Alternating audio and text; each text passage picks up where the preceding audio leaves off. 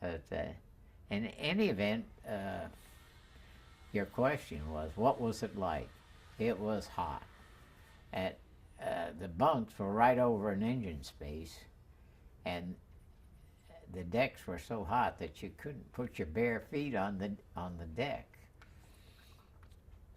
And so, the main thing was to try to get a little cool air off of the ventilation system if you could, if you had enough drag, as they say. But it was principally trying to stay cool and trying to get enough sleep.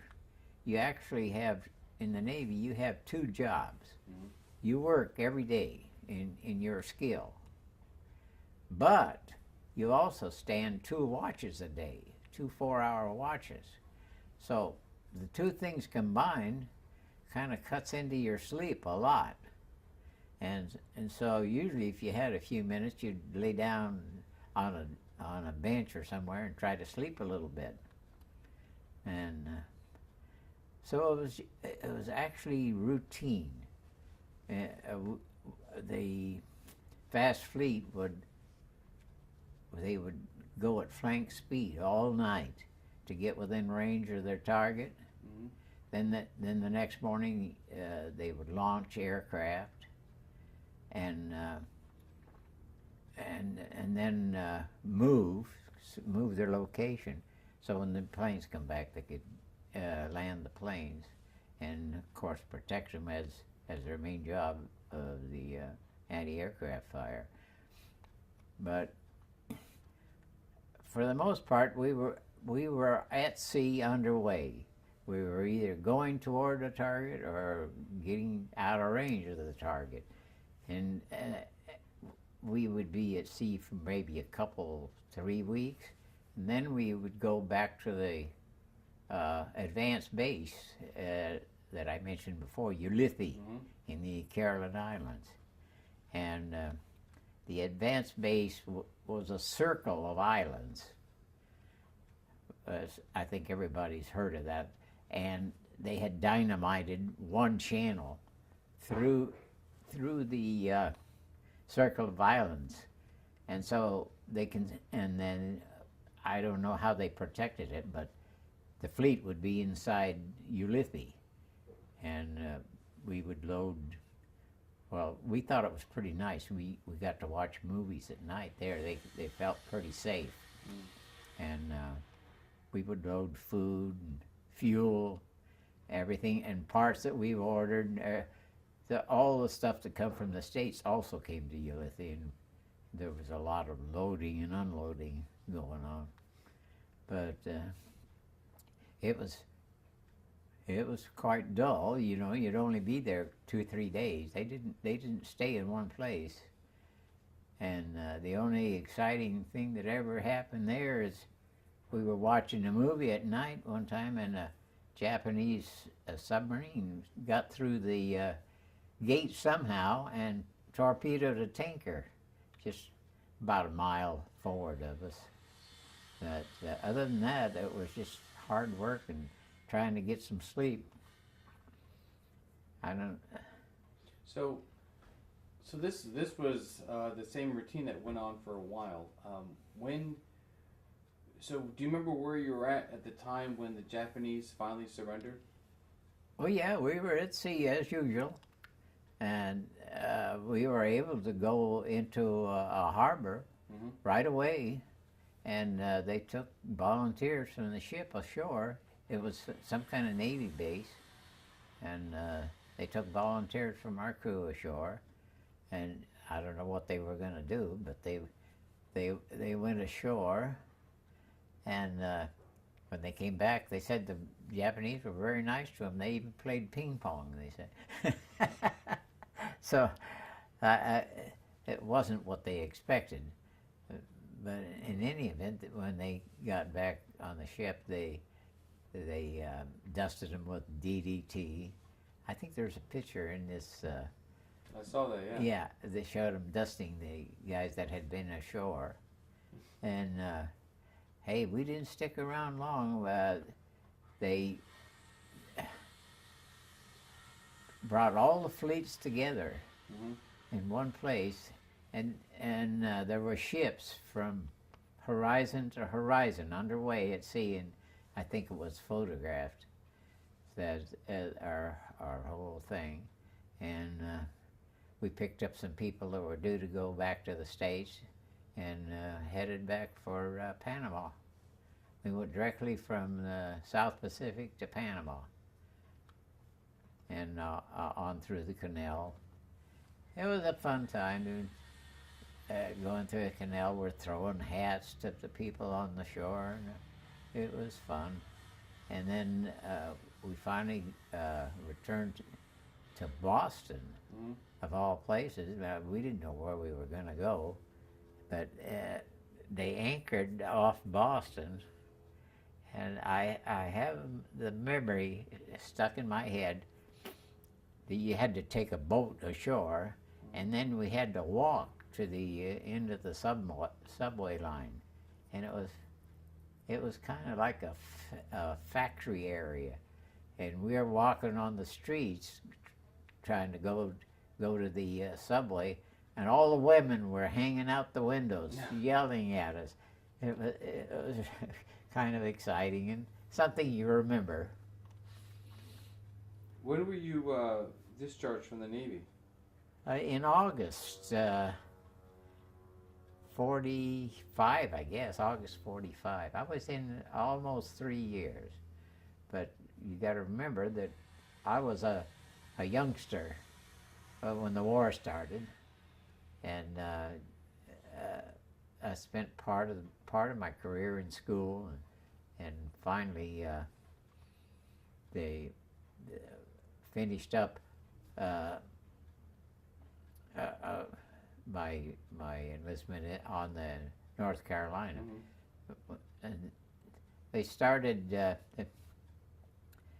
mothballing the ship, so I worked on that for a while, and then I was transferred to Virginia. There was a brand new aircraft carrier anchored in the James River, and they had decided they didn't need it, and they were going to mothball that, so they kept electricians to mothball the ship, and I worked on that for a while. So if somebody's watching this, they don't know what mothballing is. I know what it is, but what is mothballing? Well, in every electric controller, there are contacts and moving parts, and you have to get in there and put a rather permanent lubrication on them so that the ship can be reactivated quickly if necessary. But it's only a matter of cleaning the grease off, and it's ready to go. So whenever you go to some museums that you see, like battleship museums, that's pretty much been mothballed for a long time. Yeah. Oh yeah. Okay.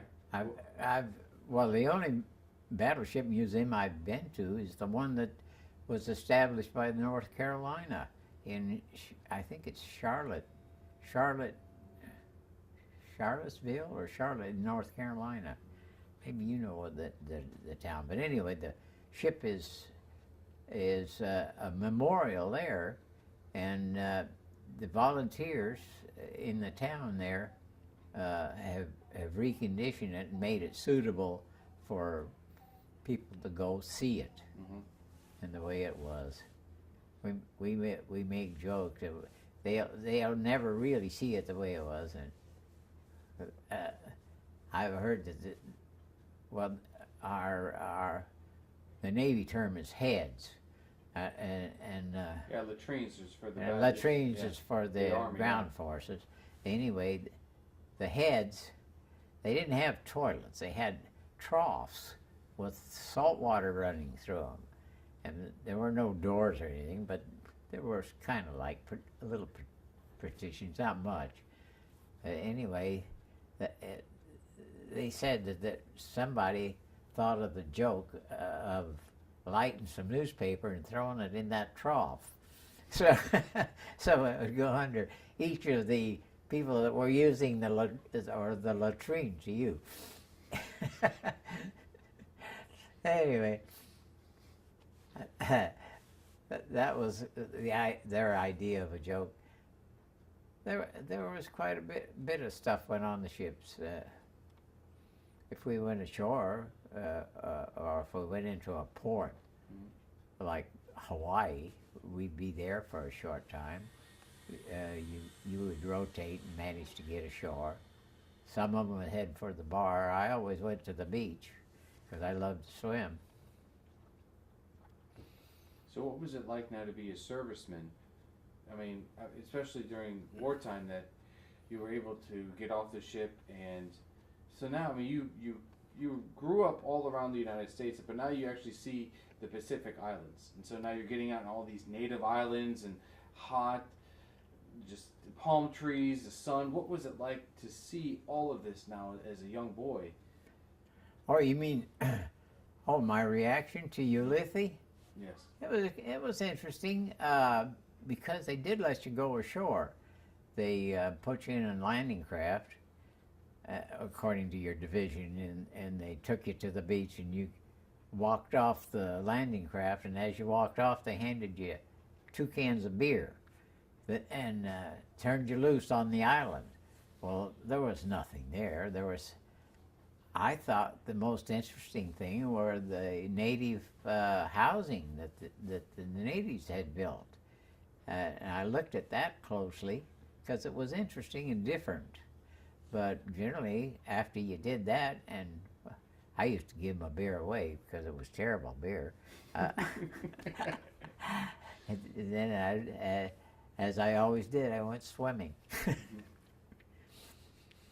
So, after you were discharged from the Navy, what was next for you? You had the GI Bill that was available. Yes, yes, it was. Did you use that? Did you go back to school, or did you go back to work? I went back to school. I joined an apprentice program working for General Electric, where we built switchboards for hospitals and buildings and large distribution centers, and sometimes generating stations. So I spent 4 years there, working, building these switchboards. Well, the skills involved were really great. We did a lot of heavy sheet metal work, and we did a lot of angle iron construction, for frames. We did bus bar work, and we mounted instruments and transformers. And well, I learned everything there was to do about building a switchboard, including even the painting. And after 4 years, I was graduated, of course, and went to work as I guess as a continuing apprentice. I still spent some time. I spent some time in school and some time working, and at the end of the 4 years, I became what they called a Class A journeyman. That is, I was capable of building a switchboard from the ground up.